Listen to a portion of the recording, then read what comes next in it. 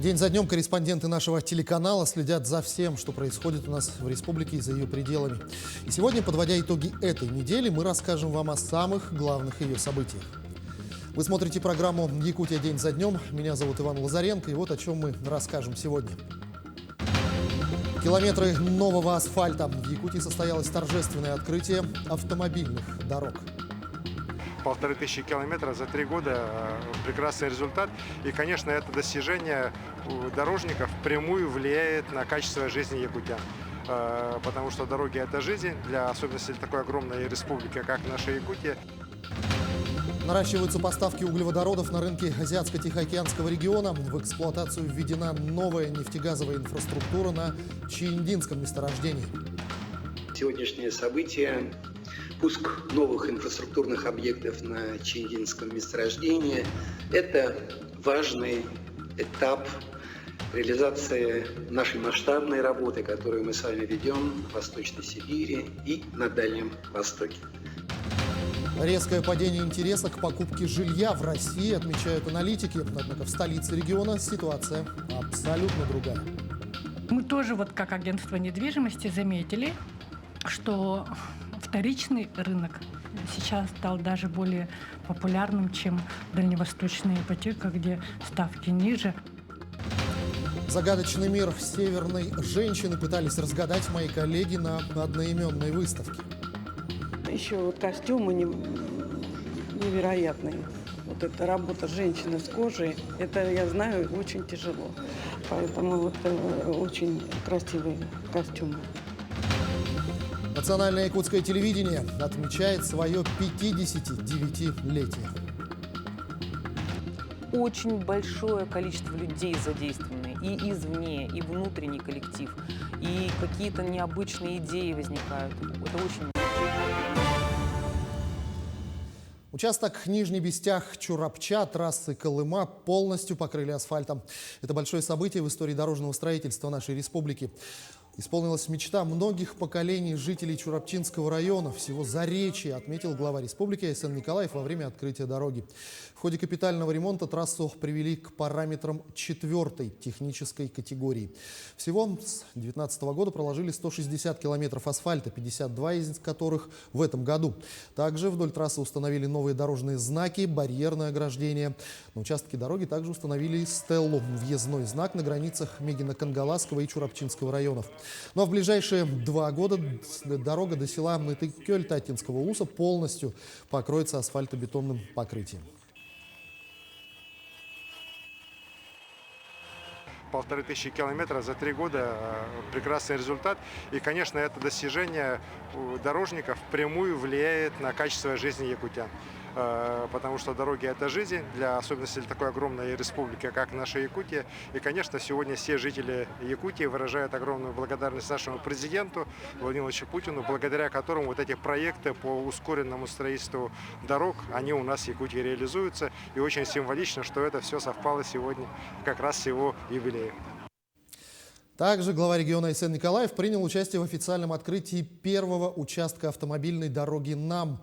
4-полосное движение, ограждение, прилегающие территории, освещение и разметка. Все это делает дорогу НАМ первой и пока единственной в республике трассой 2-й категории.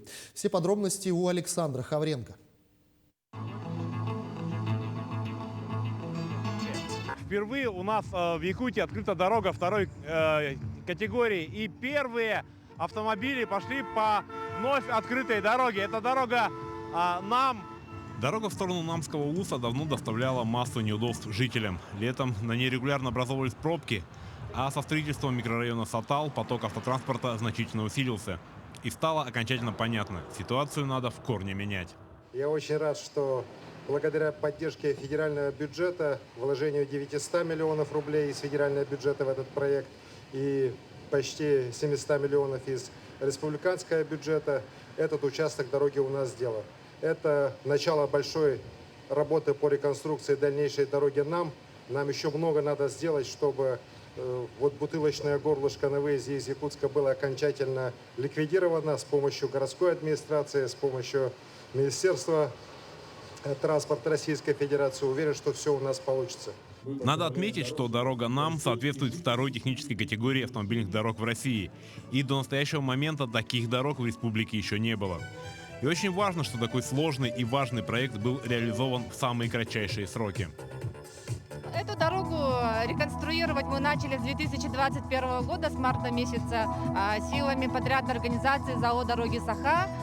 Дорога соответствует у нас параметрам второй технической категории, имеет 4 полосы, разделительную полосу для безопасности дорожного движения, оборудована освещением, светофорными комплексами и всеми средствами устройства для безопасности движения. Более 60% средств, вложенных в строительство дороги, это средства из федерального бюджета, которые поступили в республику в рамках реализации национального проекта «Безопасные и качественные автомобильные дороги». Но работы на Намском тракте на этом не заканчиваются. Уже в этом году мы будем контрактовать, значит, второй участок от микрорайона Сатал до Мархи. Соответственно, и городской округ будет контрактовать в этом году участок улицы Можайского в районе большого спортивного комплекса, значит, который будет тоже введен в этом году. Соответственно, мы ожидаем, что за ближайшие 2 года мы постараемся расширить эти участки и обеспечить проезд по 4 полосам. Новый асфальт, ограждение, освещение, разметка – все соответствует российским стандартам. И в дальнейшем такие же дороги появятся и в других районах и города, и всей нашей республики. Александр Хавренко, Георгий Григорьев, Якутск. Безусловно, для республики обе эти дороги имеют очень большое значение. Их ввод должен положительно отразиться на развитии экономики региона. В связи с запуском дорог, а также в честь столетия Якутии, прошла коллегия Федерального дорожного агентства с привлечением общественников. На коллегии были рассмотрены итоги реализации нацпроекта «Безопасные и качественные автомобильные дороги» за 9 прошедших месяцев. В текущем году в регионе ведут 289 километров дорог, из них 34,5 километра в городе Якутске. По распоряжению зампредседателя правительства России все дорожные работы в республике должны быть завершены до 1 декабря. Обсуждали тему пятилетки в республике Саха-Якутия. Пятилетки не с точки зрения просто решения правительства 1601-Р, есть такое решение правительства Российской Федерации, пятилетки в стране, а более детальный, с более углубленными показателями и желаниями республики развивать свою дорожную сеть. Вот эта тема сегодня была во главу угла поставлена главой республики. Мы, в общем-то, я сейчас на коллеге доложу, что мы в течение следующей недели эту программу совместно с вами сделаем. Коллектив управления Роспотребнадзора Якутии отметил на этой неделе вековой юбилей. Ровно 100 лет назад Советом Народного комиссариата был подписан декрет о создании санитарного органа. С тех пор началась большая работа по улучшению санитарного состояния страны, профилактике заболеваний и борьба с эпидемией. Установлены санитарно-гигиенические нормы. За этот период санэпидслужба выросла до федеральной структуры. Сейчас по всей стране там трудятся 67 тысяч сотрудников Роспотребнадзора, в том числе коллектив регионального управления. Не только работа Роспотребнадзора и ее специалистов, но и работа совместная с главой Республики Саха-Якутия, с правительством, со всеми министерствами и главами муниципальных образований, сплоченный труд которых помог достичь нам сегодня улучшения качества питьевой воды. Строятся большие объекты, красивые, которые соответствуют всем санитарно-эпидемиологическим требованиям. Воздух почище, для этого делаются тоже мероприятия, условия труда и быта нашего населения. Ну и, конечно, первоочередное – это дети, наше будущее. Поэтому всегда Якутия славилась и гордится тем, что двухразовое горячее питание у нас 100%. Посмотрите, какие детские сады с бассейнами, школы с бассейнами. Поэтому это совместный труд. «Газпромнефть» наращивает поставки углеводородов на рынке Азиатско-Тихоокеанского региона. Компания ввела в эксплуатацию новую нефтегазовую инфраструктуру на Чандинском месторождении. Старт работе производственного комплекса дали председатель правления «Газпрома» Алексей Миллер и председатель правления «Газпромнефти» Александр Дюков. Все подробности далее. Чииндинское месторождение крупнейшее в регионе. Это источник углеводородов для газопровода «Сила Сибири» и нефтепровода «Восточная Сибирь» Тихий океан. Запуском новой нефтегазовой инфраструктуры поставки «Газпромнефти» с месторождения вырастут почти до 2 миллионов тонн нефти и более 2 миллиардов кубометров газа в год. Объекты нефтегазовой инфраструктуры на Чииндинском месторождении готовы к эксплуатации. Даю команду на запуск.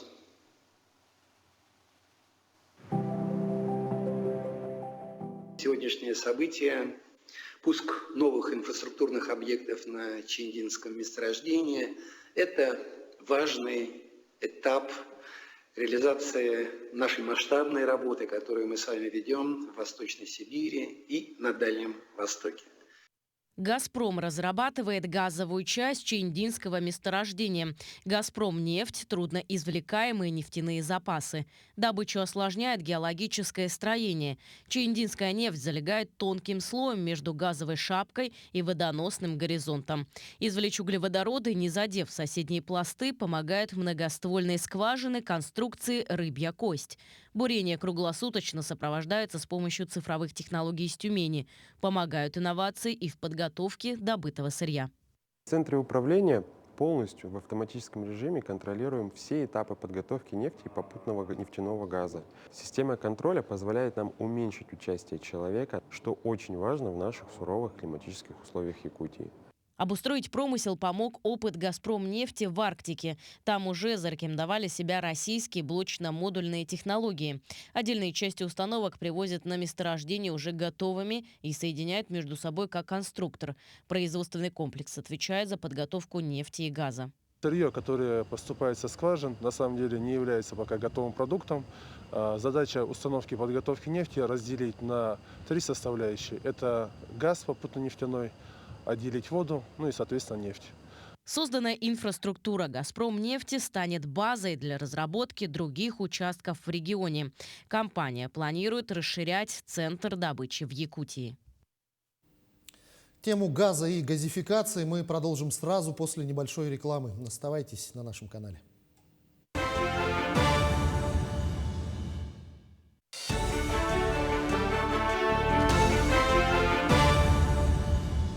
Мы продолжаем программу.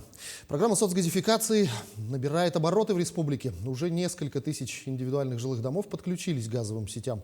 И еще тысячи подключатся в самые ближайшие годы. Подробнее на реализации программы смотрите в следующем материале. У жительницы Якутска Надежды Джуваловой сегодня радостный день. Она наконец-то подписала долгожданный договор с оператором социальной газификации. Много лет частный дом Надежды в микрорайоне Марха был подключен к центральному отоплению, что для семьи с 3 детьми было довольно накладно. В скором времени в доме заработает газовый котел, что позволит значительно сэкономить на коммунальных услугах. Подали мы где-то в июле, в августе уже начали делать, в сентябре уже к завершению подходило, получается, и все. И вот, ну, если бы я, конечно, чуть-чуть пораньше еще там сориентировалась, да, то я бы уже в сентябре уже закончила бы все документации. То есть, получается, ну, примерно там 2 месяца, да. Давно хотели, а у нас сеть не проходила, но нам утвердили, сделку провели, поэтому хорошо. Мы очень рады. А в доме Ивана Васильева буквально до сегодняшнего дня стояла печь, которую постоянно приходилось топить углем и дровами. Теперь же Иван с гордостью показывает всем новый котел и газовые трубы в своем доме. До социальной программы, получается, основная проблема была то, что низкая пропускная способность газовой магистрали, как нам сказали, получается. Мы несколько раз, получается, обращались, ну, подписи собирали с соседями, получается. Заявку подавали летом, сами представители Сахатранснефтегазбыта, получается, здесь ездили, ну, связались с нами и сказали, чтобы собирали заявки, получается, и мы сразу инициативной группы со всех домов, получается, кто захотел, все подали заявки, получается. Ну, тут мало кто не захотел, как бы все ждали и все подали заявки. До начала реализации программы по социальной газификации оператор программы компания «Сахатранснефтегаз» заключала в среднем 800 договоров в год на подключение жилых домов к газу. Сейчас же только за 2022 год количество заключенных договоров увеличилось более чем в 4 раза. В этом году по программе социальная газификация принято 4500 заявлений. Подписано договоров с исполнением в 2022 году порядка 3300 договоров. Из них мы свои работы выполнили порядка 9800 газопроводов водов уже построили. В данное время в республике ведется работа в 11 муниципальных образованиях, а большая работа ведется в Чурапчинском, Мегино-Кангаласском и в Горном Улуса. До конца 2022 года еще в сотни домов по всей республике начнет поступать газ.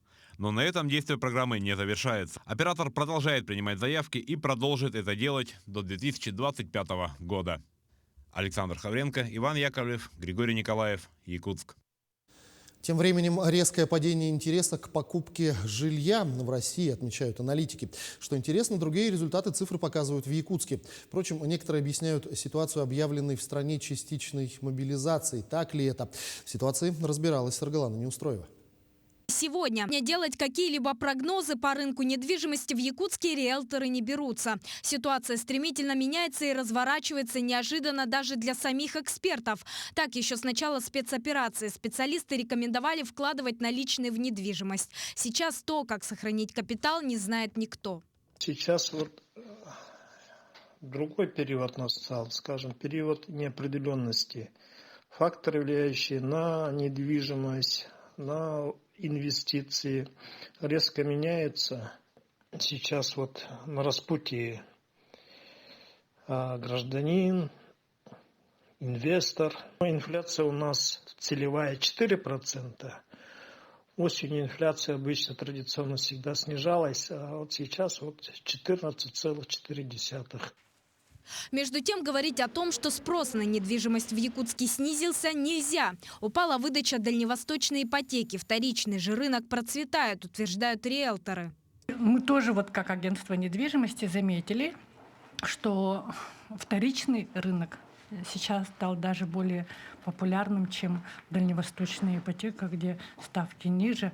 Логику людей, конечно, можно понять. Да? Мы живем сейчас в очень нестабильной ситуации, когда люди просто боятся, что, возможно, эти новостройки не ведутся или будут строиться дольше, чем было указано. Да? И, соответственно, уже хотят брать, может быть, даже под большую ставку то, что уже готово. Спросом, как правило, пользуются малогабаритные квартиры, однокомнатные или студии. Цена за квадратный метр в новостройке сегодня колеблется в районе 140 тысяч рублей за квадратный метр. В августе удельная стоимость составила примерно такую же сумму. На рынке же вторичного жилья еще с начала года эксперты определяют падение цен. На рынке вторичного жилья примерно в однокомнатных старых домах можно приобрести до 5 миллионов. В зависимости от этажности, в зависимости от ремонта, в зависимости от локации дома. И в свежих домах примерно от 6. Так какая картина на рынке недвижимости в Якутске складывается сегодня? В начале 2020 года с вводом дальневосточной ипотеки и повышенным спросом на квартиры застройщика цены на первичку резко подскочили. Еще тогда стоимость квадратного метра составляла порядка 100 тысяч рублей и постепенно увеличивалась. В 2022 году рынок затих. Цены зафиксировались, спрос на первичном рынке упал. Зато поднялся на вторичном, где стоимость квартир сначала в 2021 году возросла, а уже в этом стала снижаться. В целом, с момента объявления частичной мобилизации спрос на рынке сократился на 15-20%. При этом активность покупателей пришлась на июль, август и сентябрь. Саргалана Неустроева, Иван Яковлев, Якутск. В Якутии не прекращают возводить объекты по нацпроектам и госпрограммам. Глава региона Айсан Николаев провел на этой неделе совещание оперштаба по координации строительства и реконструкции. Рассмотрены вопросы строительства крупнейших объектов соцназначения в Якутске и в Улусах. Якутского республиканского онкодиспансера в столице, больничного комплекса в Вилюйске, больницы с поликлиникой в селе Хану Момского района, больничного комплекса с поликлиникой в поселке Усть-Мая и многофункционального оздоровительно-спортивного комплекса в селе Барагонцы. Глава республики поручил оперативно снять все внутренние и административные барьеры.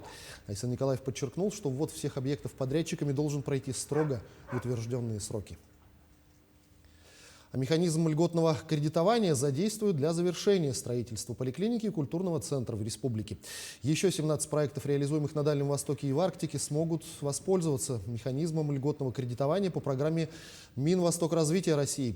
Поддержка Правительство России позволит создать в регионах Дальнего Востока и Арктической зоны новую транспортную, энергетическую и логистическую инфраструктуру, а также объекты туризма, медицины и культуры, говорится в сообщении министерства. Механизм субсидирования предполагает компенсацию банкам, финансирующим создание промышленных и инфраструктурных объектов в регионе, части процентной ставки за счет средств из федерального бюджета. Перенесемся в Ленск. Там открылась столярная мастерская у папы Карла. Теперь столярному делу смогут обучаться желающие школьники. В день открытия для гостей провели экскурсию, ну а для ребят мастер-класс. Его и посетила Светлана Балеева. Столярная мастерская будет работать на базе станции юных натуралистов. Здесь под новый кружок был отведен самый просторный кабинет, который разделен на две учебные зоны для теоретической работы и практической. Мастерская оборудована новым, современным ручным и электроинструментом. У нас, значит, есть токарный станок, фрезеровальный, 3D-принтер. То есть ребята будут учиться еще и конструировать, в программах работать, моделировать. Есть еще оборудование для обучения ребят технологии переноса изображения на футболки, толстовки, кепки. Им это тоже достаточно интересно. Вот, какие-то кружки, сувениры могут сами здесь попробовать сделать макет, дизайн и перенести изображение. Кружок столярного дела открылся благодаря национальному проекту образования. Мы очень рады, что нам удалось войти в федеральный проект «Успех каждого ребенка» нацпроекта образования по открытию новых мест дополнительного образования. Из федерального бюджета мы получили субсидию в размере 1 миллион 175 тысяч. Также у нас было софинансирование из местного бюджета, 500 000 рублей. Планируем охватить около 80 детей и в том числе уделить внимание подросткам, состоящим на профилактическом учете КДН, ПДН. Педагог Николай Погудин рассказал, что обучаться столярному делу будут ребята с 8 до 17 лет. Группы уже набраны полностью. Интерес у школьников к новому кружку появился с первых дней его работы. Ребята уже ознакомились с новым оборудованием. Многие изготовили первые изделия из дерева. Мне очень понравилось тут что-то пилить, что-то мастерить. Там мы начали уже проект делать, вешалку начали делать. Мы уже почти ее доделали, осталось выпилить декорации. На торжественном открытии мастерской глава района Жумарт Абельманов в своем выступлении отметил, что сегодня дополнительному образованию отводится большая роль, и это направление считается приоритетным. Для меня важно, мы с вами сколько говорили последние годы, все связано со спортом, техническим образованием, образованием. Сегодня образование у нас развивается в феминильном шагании. На самом деле очень приятно, я благодарю коллектив СРГ за их, скажем, эту активность, за это понятие, что на сегодняшний день наши дети должны быть 24 часа в сутки чем-то заняты, чем-то хорошим. Обучение столярному делу началось. Желающих записаться в кружок еще предостаточно, поэтому уже сегодня ставится вопрос о расширении мастерской. Также о введении новых направлений работы. По словам педагога, для ребят планируются мастер-классы от людей-профессионалов, работающих в различных производственных отраслях. Светлана Балеева, Александр Ильчук, Ленск. Школу мы обязательно вспомним после небольшой рекламы. Не переключайтесь.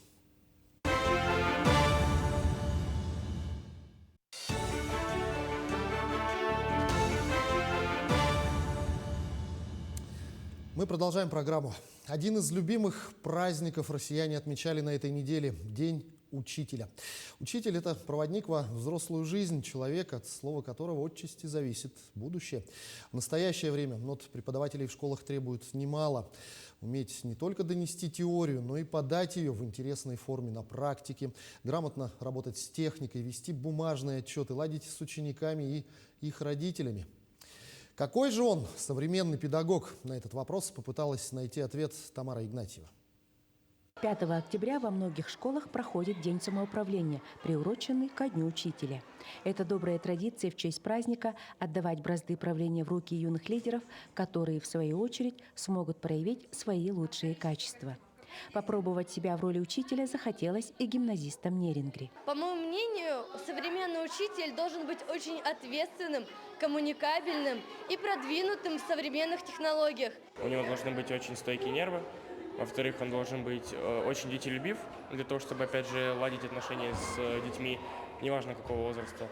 И в-третьих, он должен быть очень добрый, потому что все учителя, они добрые.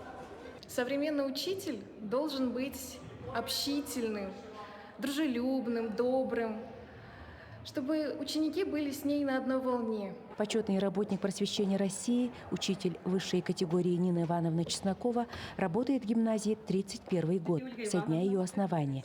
Выпустила более 10 начальных классов. Современный учитель прежде всего должен любить свое дело и любить детей. Педагог должен уметь быстро меняться, потому что мир наш не стоит на месте, он меняется очень быстро. В нашей работе появились компьютерные технологии, которыми педагог должен уметь владеть в совершенстве. Получается так, что иногда наши дети опережают нас в этом. И я бы сказала, что педагог должен уметь признавать свои ошибки. Это очень важно. Не ошибается тот, кто ничего не делает. И, конечно же, нужно уметь выстраивать отношения. Отношения с ребятами, они у нас разные сейчас. Иногда капризные, иногда непослушные. И, конечно же, выстраивать отношения с родителями. Действительно, важной и в то же время непростой частью учительской профессии являются взаимоотношения с родителями. Какими качествами, по мнению родителей, должен обладать современный педагог? Ну, в первую очередь, наверное, порядочным должен быть человек. От этого все и идет. Если человек порядочный, то значит он другим вселит порядочность. Ну, во-первых, он должен быть грамотным, находить общий язык с детьми, добрым, но в то же время строгим. Любить детей, она должна болеть этим делом. Ну и гордиться, что она учитель и приносит пользу всем. В гимназии номер 1 работает 60 учителей. Каждый год педколлектив пополняется молодыми специалистами. Так, в этом учебном году русский язык и литературу преподает выпускница гимназии Полина Кравцова. Я решила стать учителем, потому что это является нашим семейным делом. Я являюсь учителем в 3-м поколении. Моя мама учитель, которая работает как раз-таки в гимназии. Моя бабушка тоже учитель, но она сейчас на пенсии. И я решила пойти по стопам своих родственников. Мне очень нравилось учить детей. Я занималась репетиторством в институте. И я решила пойти в гимназию работать. По статистике, в Нерюнгринском районе средний возраст педагогов 40-42 года. Учителей пенсионного возраста 12% от общего количества. При этом молодых специалистов на сегодня насчитывается 20 человек. Хоть учительская профессия все более становится престижной и молодежь в школу идет, но не в таком количестве, в каком хотелось бы видеть. Самая основная проблема – это, конечно, в жилье, что мы не можем пригласить с иногородних к нам в город. Ну и, конечно, еще есть проблема в том, что, так скажем, общее суждение о работе учителя, что работать очень тяжело. Есть проблемы взаимодействия с родителями, статус учителя, так скажем, не на той высоте, которую хотелось бы получить, то есть поддержка учителя. У каждого учителя, вне зависимости от его опыта, есть формула успеха, которая представляет собой сумму следующих составляющих: любовь к своему делу, вдохновение, компетентность и дальновидность. Но главное в их работе, по мнению самих учителей, это признание, когда педагог видит отражение того, что хотел получить в результате проведенной работы в глазах учеников, родителей, коллег, окружающих. Тамара Игнатьева, Вадим Барашков, Нерюнгри. В День учителя глава Якутии Айсан Николаев впервые собрал родительский совет. В этот орган вошли представители образовательных и уполномоченных органов власти, а также различные общественные организации, такие как региональное отделение Всероссийского движения «Матери России», Лига отцов Якутии, муниципальные школьные родительские комитеты. Совет при главе Якутии был создан летом этого года и стал одним из первых в России. Его главная цель – в объединении родителей и школы для решения вопросов, связанных с ремонтом, со школьным питанием и проблемами обучения, а также воспитания детей и молодежи. Работа родительского совета должна быть живой и действенной, чтобы выстроить гармоничный диалог между школой и родителями в интересах детей, отметил глава республики. Необходимо развивать родительский контроль за работой образовательных учреждений.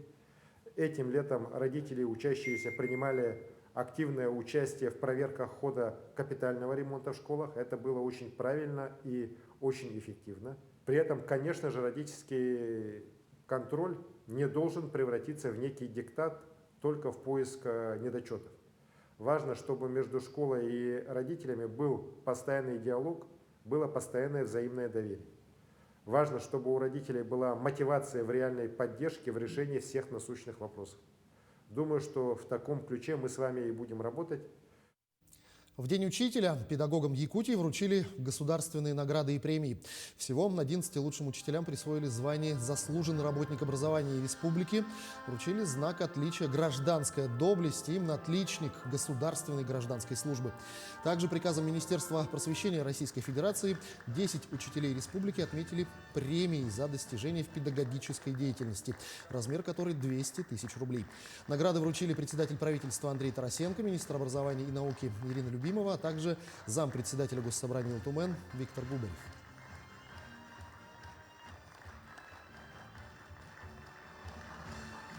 Очень отрадно то, что мы вручили 10 человек, получили, конкурсантов было 55. Ну, жюри, наверное, работало очень скрупулезно. Тем не менее, я еще хочу сказать, что учителей технологий из 10 человек нас 2. Это говорит о том, что предмет технологии все-таки имеет очень важное значение в жизни наших девочек, потому что мы их готовим к будущей жизни, к самостоятельности. Как говорится, учитель перед именем твоим. Пожалуй, одна из основных профессий, которую действительно можно назвать призванием.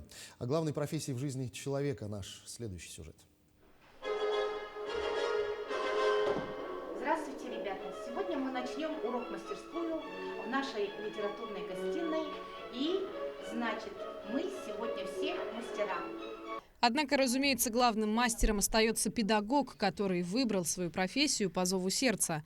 Татьяна Сергеева – учитель русского языка и литературы в столичной школе номер 1. Свой путь в педагогике она продолжает уже на протяжении 30 лет и выбрала профессию учителя еще в юности. Я благодарю судьбу, что я встретила на своем жизненном пути очень хорошего человека, моего учителя. Это Боярова Мария Поликарповна, которая предопределила мою учительскую судьбу.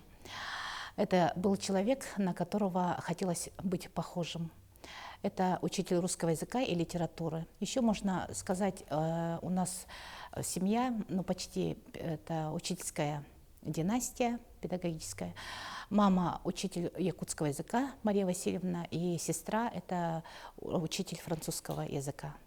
Педагогическая кредо Татьяны Сергеевой – найти индивидуальный подход к каждому ребенку.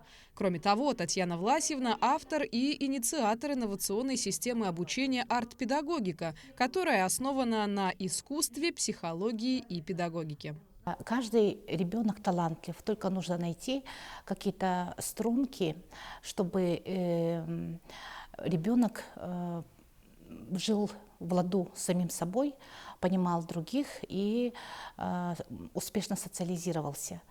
И действительно, это не просто слова. Огромный вклад в развитие детей замечают и родители, которые уже не первый год учатся чему-то новому вместе со своим учителем.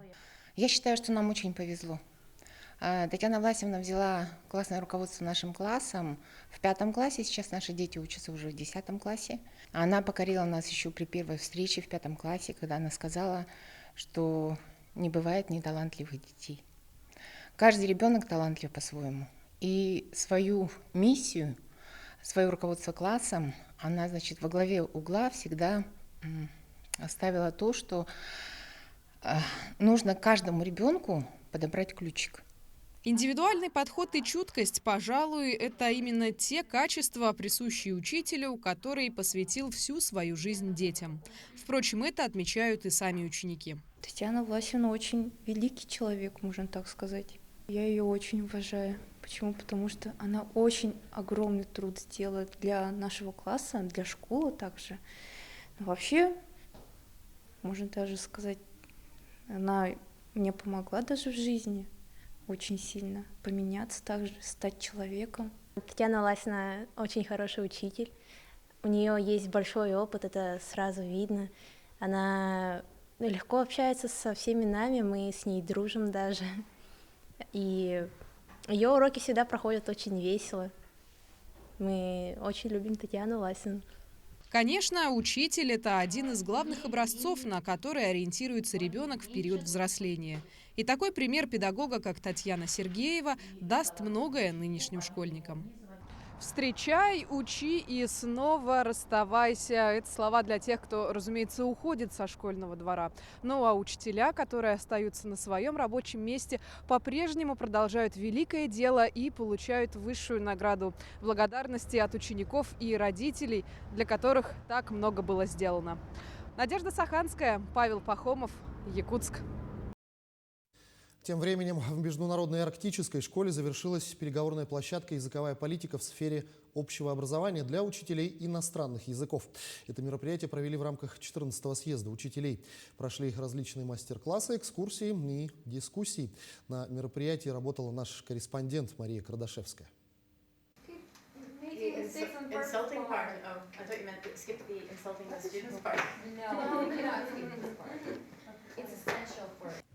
Ученики Международной арктической школы владеют английским языком как родным. Они изучают на нем не только языковой предмет, но и другие.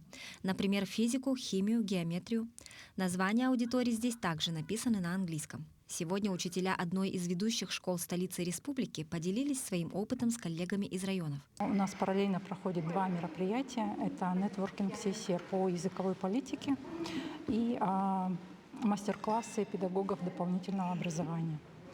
В рамках нетворкинг-сессии по языковой политике у нас проходят мастер-классы наших учителей и открытые уроки. Открытые уроки проводят наши учителя-носители английского языка. На 14-й съезд учителей и педагогической общественности традиционно приехали ведущие учителя районов. Одна из них – Сарглана Шарина, педагог с 20-летним стажем. Учитель признается, что с интересом посетила мастер-класс коллег, носителей языка. Я представитель делегации Сунтарского улуса. Мы приехали в количестве 27 человек на 14-й съезд учителей и педагогических работников образования. Мы сегодня здесь будем проходить мастер-классы, смотреть и учиться у других учителей международного уровня. Это нам весьма интересно, конечно.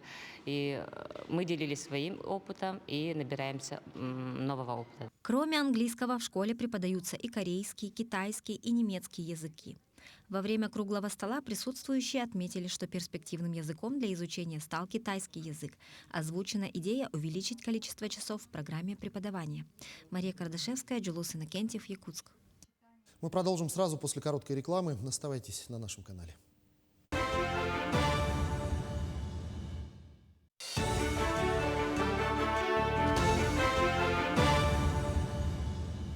Мы продолжаем программу. В жизни человека с хроническим заболеванием или инвалидностью домашние животные могут играть несколько ролей. Главным образом поднимать настроение или защищать от возможного вреда. Более того, собаки или лошади способны предоставлять реальную терапию. В Якутске есть несколько направлений. Это ИППА и канис-терапия. С четвероногими врачами познакомилась моя коллега Валерия Наумова. Еще в древности люди заметили, что лошадь – это очень доброе, чуткое и отзывчивое животное. В общении с лошадьми человек успокаивается. Но в современной медицине общение с лошадьми вылилось в такое направление, как иппотерапия. Конный спорт для людей с инвалидностью – это мощное средство социальной реабилитации и неиссякаемый источник радости, гордости и удовлетворения своими достижениями. Данная практика широко известна в Якутске. Занятия проводятся на базе агротехнологического университета. На них ребята не только укрепляют здоровье, но и проходят психологическую реабилитацию.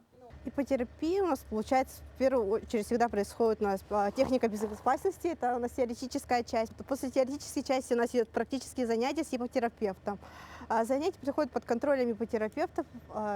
Также при обязательном условии иппотерапии у нас является страховка. Без страховки никто вас не посадит за лошадь. Иппотерапия показана, в принципе, каждому человеку можно воздействовать, потому что когда человек даже просто сидит на лошади, у него работают буквально все мышцы человека.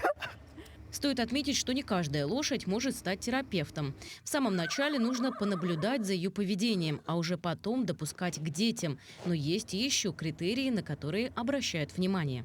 Терапевтом лошади может стать небольшого низкого роста, спокойные, добросовестные лошади, которые очень любят и хорошо относятся к детишкам.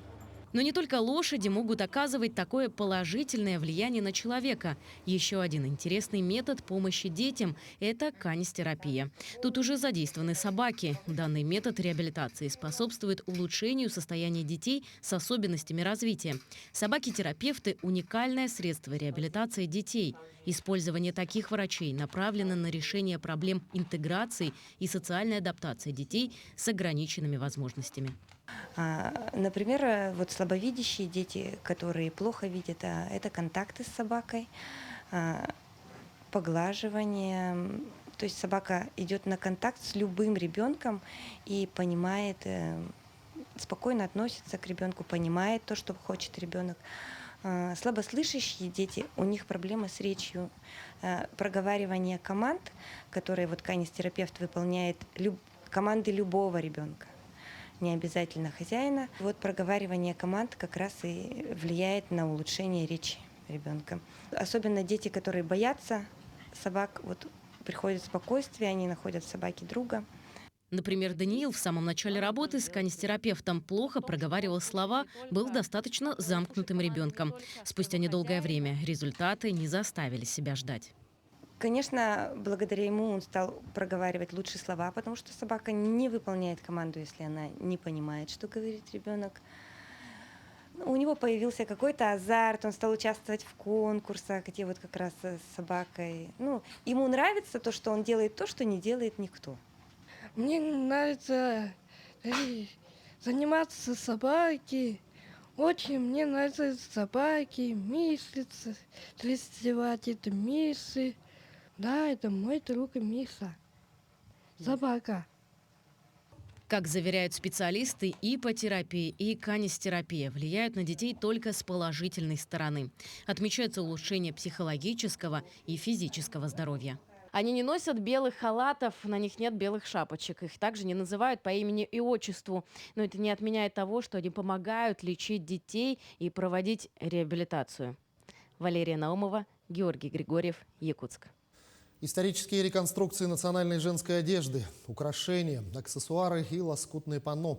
Эту красоту, созданную руками народного художника Якутии Анны Зверевой, видели многие якутяне. Теперь очередь и за москвичами. В Государственном музее Востока открылась выставка «Мир северной женщины», приуроченная к столетию автономии Якутии. К прекрасному прикоснулась и моя коллега Айсена Бурнашова. Пейзажи Якутии, запечатанные в полотнах, традиции народа, отраженные в национальных костюмах. В двух залах музея расположились более 100 изделий. От роскошных пальто до сумочек. Это и новые работы художника, и те первые, что сразили зрителей красотой еще в 90-х. Еще вот костюмы невероятные. Вот эта работа женщины с кожей, это, я знаю, очень тяжело. Поэтому вот очень красивые костюмы. Костюм, в частности, зимний, главная вещь женского гардероба во все времена. Такие шубы, сшитые из меха рыси, бобра, богато украшенные орнаментами, носили еще в 19 веке. Благодаря художнице образцы старинной якутской одежды дошли до нас, чего стоит и наряд невесты 18 века. Наследие народа в каждом шве и бусинке. Наряд якутской невесты всегда обязательно расшивался голубым бисером. Голубой цвет входил в наряд. Что это действительно народный художник, который стремится взять все лучшее из культуры своего народа и показать нам, вот людям, живущим уже в 21 веке. Обращение к старинным художественным традициям – главное направление в творчестве Анны Зверевой. К слову, архаика красной нитью проходит и по детству мастерицы. Оттуда и любовь к истории, и к ручному труду. Родилась в юрте с земляным полом, и вместо окон стекла это были большие куски льда, которых я чистила по утрам. Не зря же говорят, 1% талант, 99% это труд. А то, что я родилась в глухой деревне, это, да, у каждого жизнь по-разному складывается. И очень часто, когда люди проходят школу жизни, они становятся сильными и вот именно закаленными. Сегодня работы художника украшают и этнографический музей Петербурга, и Нью-Йоркский Метрополитен. Прикоснуться к миру северной женщины в музее Востока можно будет в течение месяца. Я думаю, что такая выставка будет пользоваться успехом. Она будет у нас до 13 ноября. В Москве уже тоже будет прохладно. Можно будет почувствовать себя чуть-чуть в Якутии. Так что я приглашаю вас. Айсена Барнашова, Виктор Олесов, Москва. Тем временем якутский фильм попал в национальный конкурс фестиваля «Послание к человеку» в Санкт-Петербурге. В число 15 документальных работ национального конкурса вошел фильм Максима и Евгении Арбугаевых «Выход». Отмечается, что конкурсанты были отобраны из почти 500 заявок. Фильм «Выход» рассказывает историю биолога Максима Чайкелева, который проводит месяцы в полуразрушенной хижине где-то у холодного Чукотского моря. Он прогуливается по берегу, сканируя горизонт в ожидании природного катаклизма, масштаб которого сложно представить тем, кто никогда не бывал в Арктике. Еще одна, на этот раз дебютная картина якутского режиссера Наяла Адамова получила спецприз 33-го открытого фестиваля документального кино «Россия». Лента получила награду за сохранение и развитие теледокументалистики от Всероссийского телеканала «Продвижение». Фильм студента Санкт-Петербургского государственного института кино и телевидения рассказывает о дне оленевода, который проходит в небольшом селе Найба на берегу Северного Ледовитого океана. Ну а национальное якутское телевидение отмечает 59-летие 8 октября. В этот день, в 1963 году, после завершения 4-летнего строительства телецентра, в эфир вышла первая регулярная программа телевидения республики. Датой создания национальной вещательной компании «Саха» является 3 марта 1992 года. Программы НВК «Саха», одной из крупнейших региональных телевизионных и радиовещательных компаний России, транслируются на всей территории Якутии. Ну а любое телевидение – это, безусловно, прежде всего яркая, красивая картинка. Ее создают художники-постановщики. На нашем телевидении вот уже 15 лет эту ответственную миссию успешно выполняет Мария Куницкая. В канун праздника вместе с ней за кулисами студии поработала и наша съемочная группа. Мы трапецию делаем, Вань, вот трапеция у нас получается. Там белый фон. На тройку лучше поставить. Специализация художника, потому что нужно понимать, что это замкнутое пространство, что это искусственное освещение, что это заданные размеры определенные, то есть рамочка нашего экрана. Вот, все в этих размерах. И что удивительно, что вы картинку выстраиваете не сколько вот чтобы красиво, а чтобы вот это вот помещалось вот в этот квадратик. И все исходя вот из этого квадратика, из этого формата. Не зря художник-постановщик, когда вы смотрите передачу, то есть титры какой-либо фильма, какой-то передачи, он стоит третьим. Нужно эстетически понимать, что такое красиво, как сделать, допустим, драпировку в кадре, как нужно, чтобы падал свет, потому что, ну, как бы основные законы света и световых теней никто не отменял. Ну вот с твоего профессионального взгляда, каким было телевидение тогда и какое вот сегодня, вот насколько изменилось, насколько стало легче, не легче работать? Изменился свет, изменилось качество изображения, ну, то есть сами камеры, качество камер.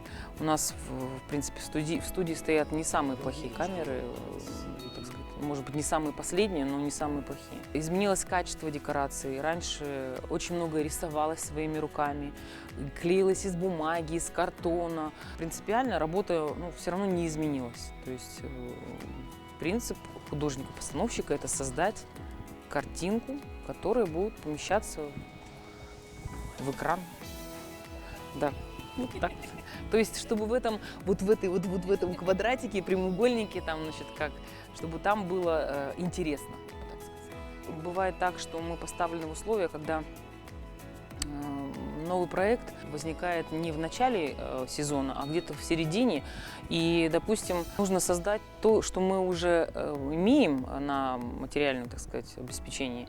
Тебе дают 4 квадрата, да, или там 3 прямоугольника, или 3 треугольника, и ты должен каждый раз составлять какую-то пирамидку, которая отличалась от предыдущей.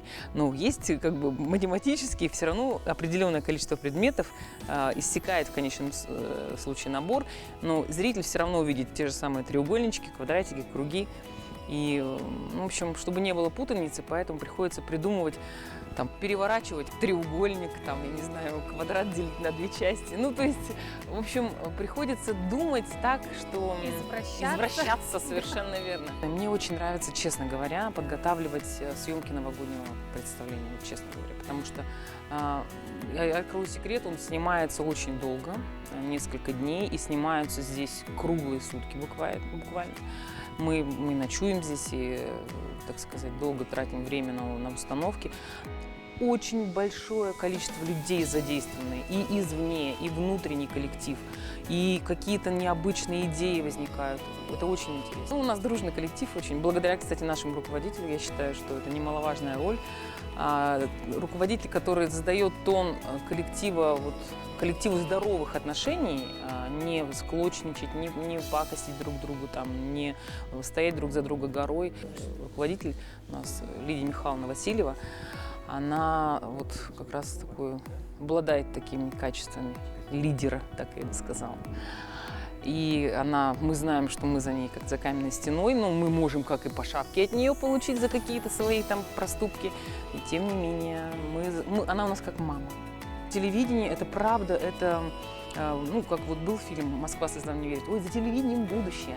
Сейчас телевидение говорит, вот оно умирает, телевидение переместилось в интернет, да, но оно не перестало быть телевидением при этом. Телевидение будет меняться так же, как и меняется сама жизнь. Просто-напросто. Все. Что ж, именно такой была эта неделя. Наши корреспонденты продолжат следить за развитием событий. Вы смотрели программу «Якутия. День за днем». Для вас в студии работал Иван Лазаренко. На этом я с вами прощаюсь и берегите себя.